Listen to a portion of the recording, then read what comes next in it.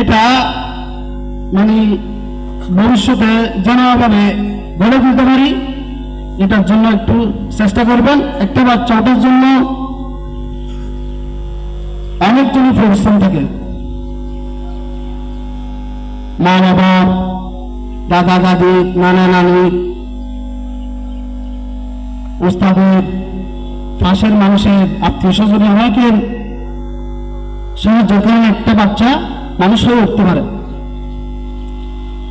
তো বাচ্চাকে মানুষ করার জন্য আমার জীবন আমি চাকরি অবস্থায় দেখছি এমন কতগুলো গার্জেন দেখছি যে গার্জেন গুলো আমার ছেলে হাফেজ হবেই হবে, না হওয়া ছাড়া চান নাই।